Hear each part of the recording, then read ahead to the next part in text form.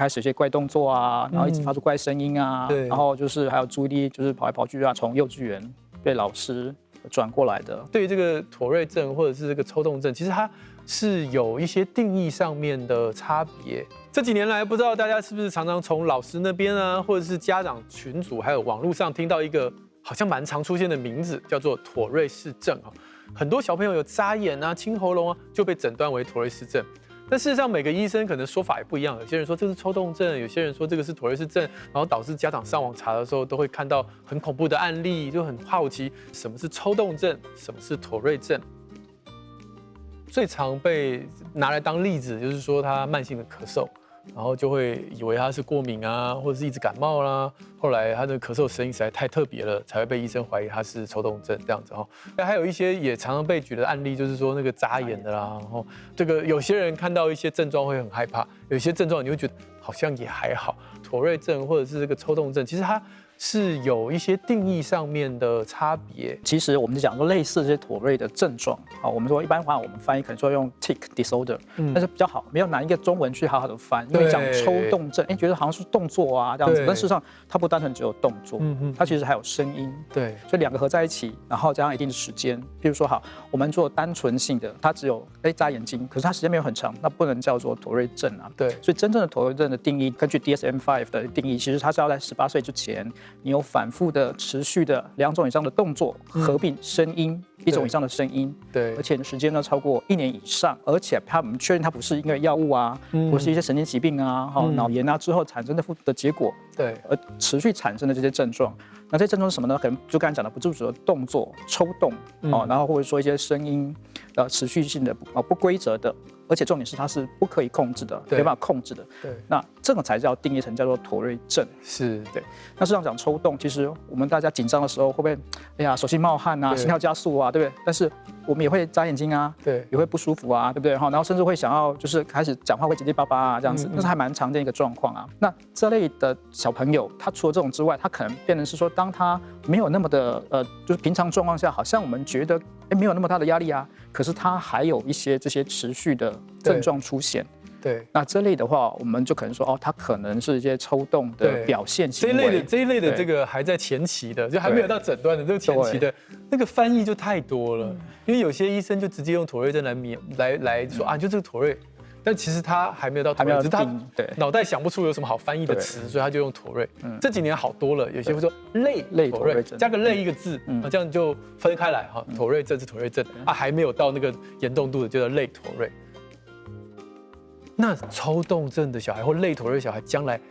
就会变成妥瑞吗？其实最常开始发生的话，可能大概4、5岁开始，在上幼稚园开始，中班、大班开始有症状这样子。那比较严重的症状的话，大概小学在中高年级开始，开始会比较明显的症状，或者症状最明显，而且那时候可能会造成一些生活上的困扰或生活上的影响，然后想要来看医生这样子。那但是到青春期过后，它可能慢慢就减少了。要是到成人期的话，甚至只剩下1/3左右，它的症状几乎大部分超过5、6成以上，大部分都会缓解下来这样子。所以绝大部分的话，当你脑部越来越成熟，其实搞不好那个神经线路，因为大部分我们在目前知道，像妥瑞症可能是一些像多巴胺方面的问题，还有我们的基底核方面的一些小分子，它的那个神经传导物质，它的平衡度有问题这样子。但是当我们脑部越来越活化的状况可以控制下来，然后我们神经线路越来越稳定，那我们的大脑结构越来越成熟，那它的症况的话，可能会慢慢的缓解下来。所以事实上不是说你现在有抽动症，以后就一定会变成妥瑞症，而是它搞不好过了青春期它就不见了，或者说等到成人期的时候，你有特别紧张压力，搞不好你症状又会出来这样。那我们就来进展到，如果今天我们家长已经发现孩子不管在什么年龄开始有这些频繁的动作，那我们去看了医生，通常你会怎么样去第一步来确认在家里面哪一些因子可以来帮助孩子减少这个抽动症症？因为其实真的是一个警讯了哈。比如说，他可能就是在生活周边，或者说有某种程度上的饮食啊，或者说压力源啊，或者说过敏的症状。我们会发现说，有些过敏小朋友，当他严重的发病的时候 ，OK， 他的那个症状抽动症或是一些声音啊或是动作表现就很明显。对，那所以那时候就会先被转到就是眼科眼有没有过敏性的结膜炎啊，对，然后就是过敏科有没有过敏性鼻炎啊，先去处理这样子，甚至像气喘这样子。对，所以我们会先确认一下他有没有不适，或者说我们可以去处理的那些身体上的疾病。我想这里就是黄医师讲的，就是也是我想讲，就是我们要强调过敏跟抽动症是可以并存的，就是通常就是你的孩子有鼻过敏有。可是我们仔细这手电筒看一看，看他鼻腔黏膜，还有听他打喷嚏、流鼻涕的频率，他的过敏没有那么严重，他的过敏的程度跟他那个发出声音的程度实在不成正比。我们说你的孩子2件事都有，但如果我们把你过敏控制住，其实你那个声音会减少非常多，甚至就没有了。对，所以就是可解决的问题在过敏的部分。对，那就是然后在环境上面，比如说他有没有什么饮食上面的问题这样子，因为我们发现会一些色素啊，或者糖分啊，或者说我们抽血会发现这类小朋友的话，他的身体里面铜的比例太高，然后可能就比较容易会造成一些脑部神经传导物质的活化。对，但是同时它可能锌这个元素比较低，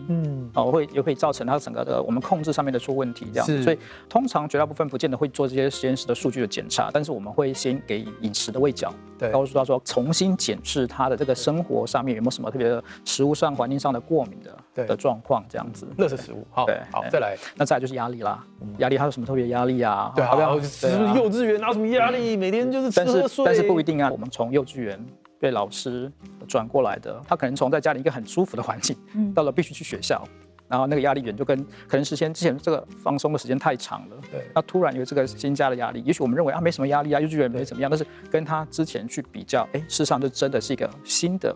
压力源出来。但是我们会跟家长讲说，那我们今天观察大概2、3个礼拜，还有1个月，然后慢慢适应了学校的规则之后，也许他的症状就比较改善了这样子。心理师有没有什么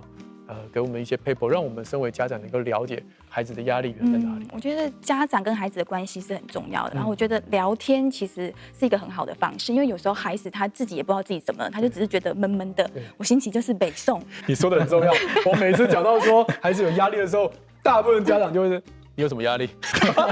我有说，这人问谁会哪一个小孩说我有，我今天的压力指数在。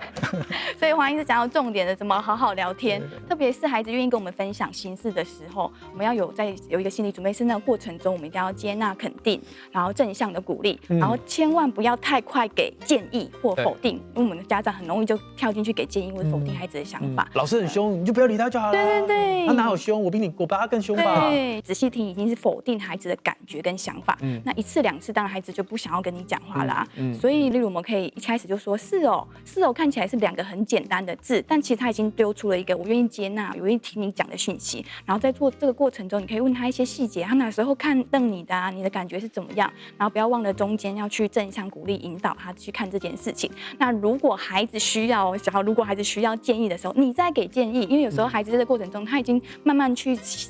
澄清他自己的思路的时候，他其实可以自己找到他的方法。所以就从聊天中去看看孩子的压力源是什么。从聊天，从读绘本，对，这个床边故事的过程当中，也许你孩子会讲出一些平常你没有注意到、没有听过的点。对，然后再把继续问下去。对。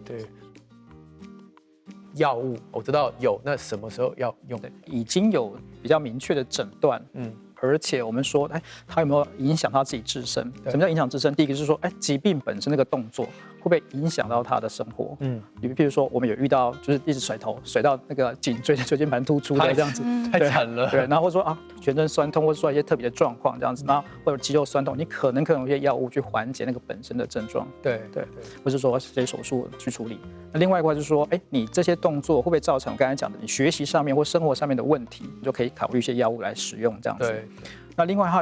一个最常见会被讲的就是会不会影响到周遭同侪啊、学校生活，已经影响到这个相处上面，甚至会搞不好会被霸凌，老师同学方面的互动的问题这样子，进而影响到学习的问题。那这个的话就可能就可以开始考虑跟家长讨论说，我们有没有需要使用一些可以控制的药物，来让他症状比较改善。对，因为常常遇到说，甚至之前遇到要考试啊、要联考或什么的，他需要特殊的考场或什么的，那我们是不是需要特别帮他做一些申请或者处理？这也都可以来弄这样子。对，所以药物方面的话，其实是其次，但是通常的话，我们可能会考虑说一些特别的其他方面可以控制的东西，把它处理掉。好，不过我也是要特别提醒，即便你用了药之后，孩子的状况比较稳定，你还是不能就松一口气，然后就不理他了，然后继续压力继续在，然后饮食继续乱。我觉得这个不是根本之道。所以或许在这个用药的过程当中，还是症状少，更能够多聊聊天，多去了解他的生活，然后在我们饮食上面的掌握做一些记录。好，那其实长远下来，你才能够真正帮助到你的孩子，即便停药之后，也能够有一个很冷静的这个大脑里面的状态。欢迎订阅黄聪明医师健康讲堂。如果喜欢我们的频道，可以按赞、订阅跟分享，按下超级感谢，给我们制作团队一些鼓励。下次再见喽，拜拜。